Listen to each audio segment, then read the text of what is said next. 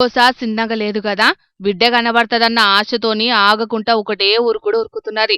మరి గీ గోమాతకు గింత గోసెందుకొచ్చిందంటే, కొమరంభీం ఆసిఫాబాద్ జిల్లా ఇట్కల పహాడ్ దిక్కుండే నగోసే భీమరావు అనేటాయనకు ఒక ఆవు లాగదోడున్నది.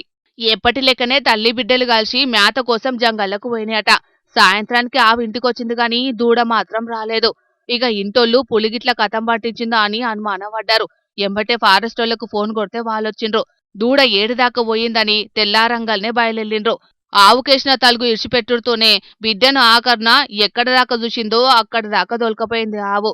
పాపం జీవికి నోరు లేదు గాని లేకుంటే మొత్తం వివరంగా చెప్తుండే కావచ్చు ఏం జరిగిందనేది. అటు దిక్కు పులి పంజాల అచ్చులు కూడా ఉన్నాయట.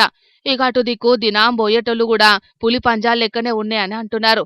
ఇక ఫారెస్టోళ్ళు పులి తిరుగుతున్నది, ఇటు దిక్కు ఎవ్వరు రావద్దని సాటింపేసిండ్రట.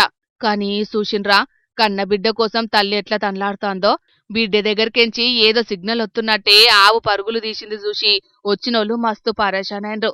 తల్లి ప్రేమ గుండె గింత గోసపడుతుందా అని మస్తు రండిపడ్డారు. కన్నబిడ్డల మీద మనుషుల లెక్కనే గోమాత చూయించిన ప్రేమను చూసినోళ్ళు కంట తడి పెట్టుకున్నారు. గోమాత గొప్పతనం ఇట్లుంటది కాబట్టే తల్లితోని సమానంగా పూజిస్తామని ఇంకొందరు అనబట్టిండ్రు. ఏంటైనా తల్లి ప్రేమను మించింది ఈ దునియాలో ఏదుంటది పోండ్రి.